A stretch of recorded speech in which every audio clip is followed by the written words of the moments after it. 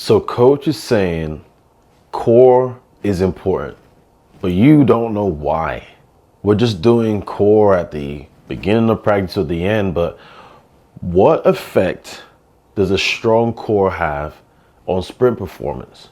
Now, before we dive into the specifics, just know it's not just the appearance of abdominal muscles that signify a strong core.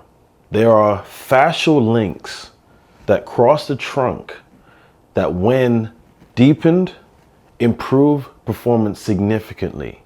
Yes, body fat composition and abs that show are great, but if the core is not functionally trained, sprint and power performances can never be maximized.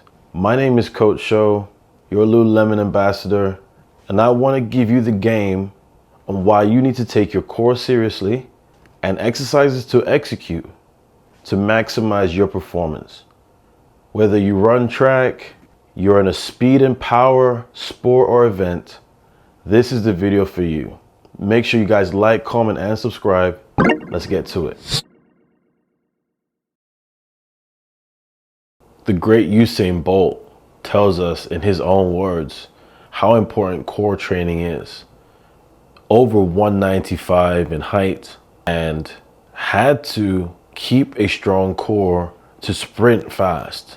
Listen to what he says here. It's always core. Cool. And yeah, abs and back exercise. That's where the speed comes from. I think that's the key to helping everyone, because when you're running, if your core is not strong, your legs, your knees they don't come up, and you tend to get injured more when you don't have a strong core. So if I would say anything, if you're gonna work on anything constantly, definitely your core. All core exercise I hated, but I had to do it, so yeah. You heard it for yourself. He hated to do the work, but without it, he's not the same sprinter that we all know him to be. And you saw some of the moves that he was doing. They weren't necessarily the crunches, and I'm sure there's a place and a time for all that, but it was challenging core, challenging movements that required him to use his core and his trunk powerfully. The rudimentary core, crunches, sit-ups, bicycles, planks, those kind of things are awesome. The core has an endurance element, just like the other parts of the body. So having some low intensity core exercises mixed with some high intensity power, some power functional movements is gonna give an athlete a well-balanced diet necessary for optimizing their performance. So I wanna say I'm pulling all this information from this book, Anatomy Trains. This is a great book to have if you don't have it or never heard of it. I don't know if it's even in frame.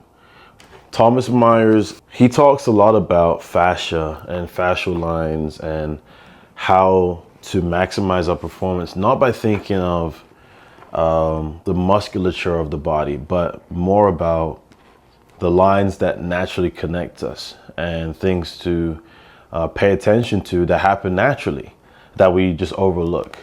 So as it pertains to core, this is page 126. Page 126. There's this great image, and I'll put a picture of it up. You'll see the human body has a cross-body sling that runs from our armpits through our quads, really, right? We have different fascial lines that connect us. And this is where I want to start the conversation about core training. Big, bulky abs don't equal functional core. Big, bulky abs may be strong. The musculature of the core is strong. But how the core is trained is going to be the determining factor on how it is impacting your sprint performance. Let me pull your attention to this image. So you have a fascial line that runs from the armpit to the oblique, right? So we have something that's gonna stretch when the arm comes up and the opposite knee comes up, and vice versa as these go backwards and down, there's a demand on the core that's pulling you to generate momentum, right? So these fascial lines, they engage and disengage, just like we think of muscles, right? But the fascial lines are actually what make the muscles do what they're supposed to do. Think about your sprint performance is dependent on all your tendons, all the fascial links working in unison. Just as you would expect plyos to transfer over to your high jumping or to your sprinting, the same way we should expect training the core to translate to our sprinting and our running. If I can be effective through this zone here, where a lot of the biggest fascial links exist, right? If you look at this image, through the trunk, you have some pretty steep fascial links. And if I've read this book correctly, this is where the largest fascial links exist in the human body, is through the trunk. So why would I not want to train the core to be the most effective it can be? A strong core might actually get you out of a lot of deficits that you might have in your maximal muscular concentric strength. An elastic response, the same way we'd expect it when jumping or when sprinting, we want an elastic response out of the core. We can only get that when it's trained with purpose. On the back side of us, we have what the book describes as the superficial back line. To work the core isn't just to work the abdominal wall, right? We have a duty to work our trunk in the posterior chain, especially in our upper back, mid back, lower back, to our glutes, and to the hamstrings. The superficial back line is what's going to keep us up straight. The book references a lot of like postural issues. If the fascial lines aren't deep, are not connected, are not enhanced, we are not maintaining good posture. Older people, right, where they start to kind of slouch and lean over, that's obviously a much exaggerated and further down the line for most of us. But as it comes to athletes, it might not be as pronounced as the elderly man walking down the street. But if the superficial back line, the posterior chain, the fascial links aren't trained, posture when running, especially under fatigue, is going to be a limiting factor for us to run fast and to maintain our position. So it all works together. That's what the beauty of fascia is. Like the lines, they run through different regions, and you might not feel like your back is connected to your glutes or your hamstrings, but it all pulls, right? It all pulls and pushes in different ways. That is a very basic overview of why it's important to train the core, right? There's fascial links that connect us. It's not necessarily about having visible abs or anything like that. It's the connecting points of the rubber band that when stretched, we want a response. We want an elastic response the same way we'd expect it when jumping or when sprinting. We want an elastic response out of the core. We can only get that when it's trained with purpose. You know who knows this best? Baseball players. Because to throw fast, there is a disconnection. They're trying to train, right? The arm goes back behind the body and they throw the hips through and the arm is delayed. And all their training is reflective of that. But if you look at a baseball player, they're not in like the greatest physical shape. They don't have the greatest core, or a lot of them have a little bit of a belly, and that's normal for the sport.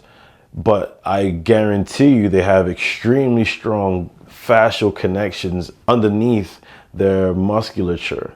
So again, it's not just the muscle look. And a lot of track athletes they have great body compositions and low body fat. So yes, we can see the core, we can see the abs when we're lean, but the fascial connection might be weak. Now we know why. Let's switch to what. So to train the superficial back line, on page 78, we have a great illustration of the erector spinae. The fascial link runs down the spine from essentially like your neck down to your glutes. So anything that's training the flexion of the spine and the extension of the spine is going to deepen this fascial link. So think about hyperextensions, overhead reverse toss, right? Like you have a med ball, you're trying to throw it as far as you can behind you. There's, you have bend at the hips, the spine has to curve, and you got to store and release the energy. Anything, mobility, we've got to think about mobility as well, right? And if it's a sit and reach, or you're standing and you're touching your toes, or you're trying to get your forehead to your knees, anything where the spine is curving is going to train this fascial link in the superficial back line. When we think about the superficial front line, specifically around the trunk, anything, there's many resources on YouTube as well about the sling, the natural sling that is being trained. There's maybe, at least the stuff I've seen is helpful, but to some it may be confusing.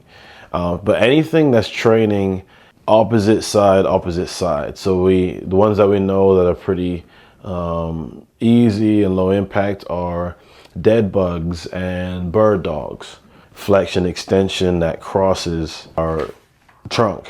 Next would be like an alternating plank, right? We have right hand down, left leg down, and you're trying to keep your core position that way. The fascial lines are going to respond to stretch, right? You want to put as much stretch on the body as possible to get it to function the way you want it to. Sprinting is the greatest fascial training you can do for the trunk. Outside of that, supplementary things would be wood choppers, where you have a cable and you're pulling down toward the opposite hip. Mountain climbers are a good one, where the one knee is coming up, the other one's coming back.